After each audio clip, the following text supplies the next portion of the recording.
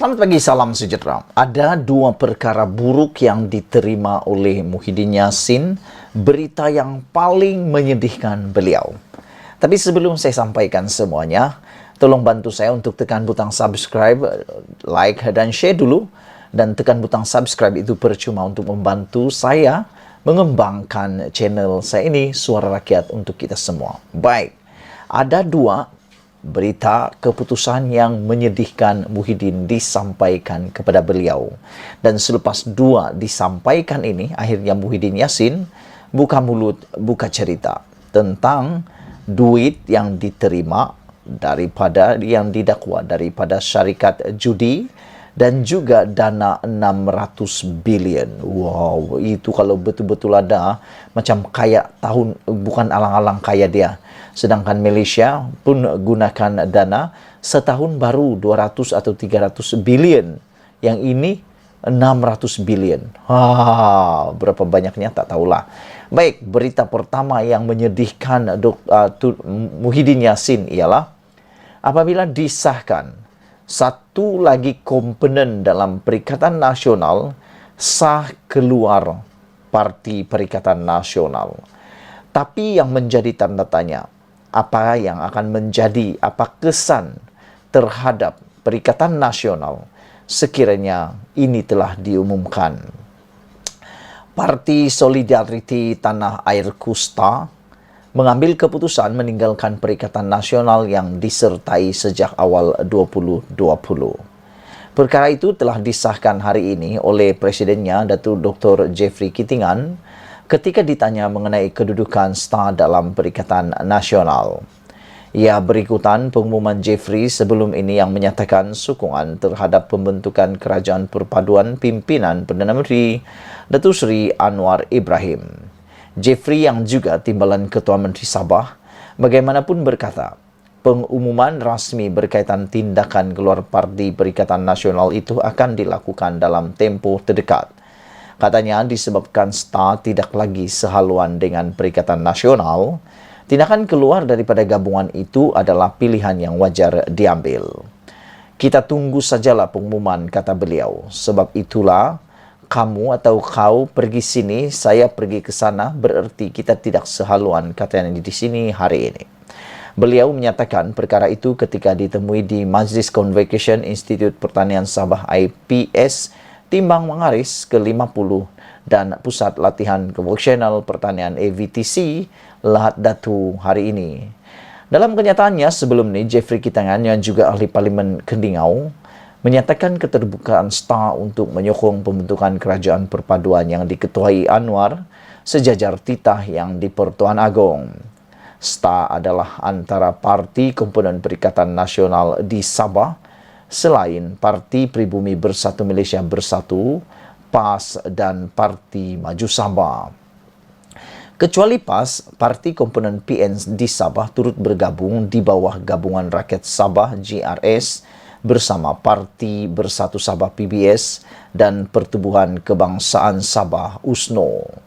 Meskipun masih dalam Perikatan Nasional, semua parti komponen gabungan itu di Sabah membuat keputusan menggunakan lambang GRS pada pilihan raya umum ke-15 bulan lalu.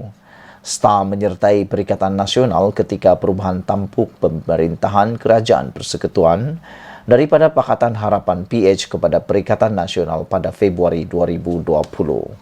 Saudara-saudara yang saya hormati sekalian, yang menjadi tanda tanya sekarang ini ialah bagaimana kedudukan Kerajaan Negeri Sabah selepas Parti STA ini keluar meninggalkan Perikatan Nasional.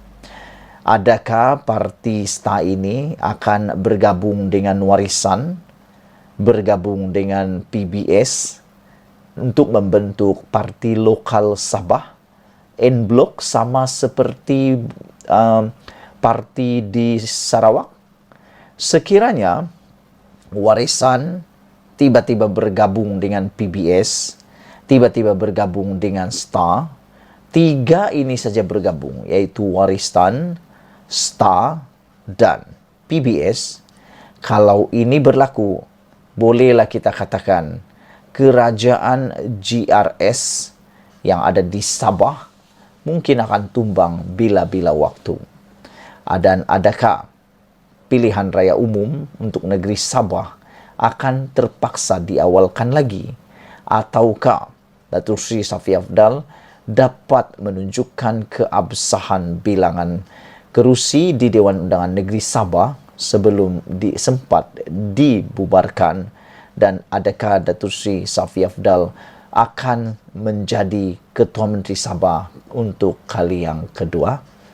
Persoalan ini mula bertiup kencang di seluruh Sabah apabila tiada mustahil bagi STA, kerana STA sudah terkenal dengan parti lompat. Dia sudah banyak kali lompat mengikut keadaan persekitaran.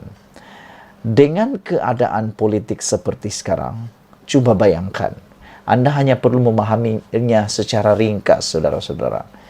Sekiranya Parti Bersatu Sabah, pimpinan presidennya yang sekarang ini, yaitu Maximus, bersama STA membentuk en-blok tempatan parti lokal Sabah yang mana dianggotai oleh STA,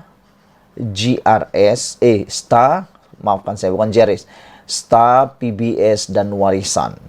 Dan kalau tiba-tiba APKO pun masuk, ini sudah boleh dikatakan pasti blok kerajaan akan tumbang di Sabah, yang mana telah dipimpin oleh Datuk Seri Hajiji. Kalau blok baru ini muncul, adakah politik baru di Sabah akan terjadi? Adakah suara Sabah akan jadi lebih kuat seperti yang berlaku di Sarawak? Ini yang menjadi persoalan kita, yang menjadi penantian kita. Ada orang kata kalau STA bergabung dengan Warisan dan PBS, apalagi kalau APKO pun sama-sama mahu membentuk kerajaan ataupun parti gabungan en-blok, sudah pasti ini akan memberikan satu impak baru kepada politik di Sabah, khususnya juga untuk Borneo secara umum. Dan mungkin kita akan menjadi sekuat penentu politik seperti Sarawak. Walau bagaimanapun, saya secara pribadi, saya tidak merujuk kepada pilihan raya semula. Saya tidak suka pilihan raya semula, biar kita habiskan dahulu kerajaan yang ada sekarang. Malaysia kita punya, kita jaga sama-sama. Tinggalkan komen Anda, kita jumpa lagi. Bye-bye.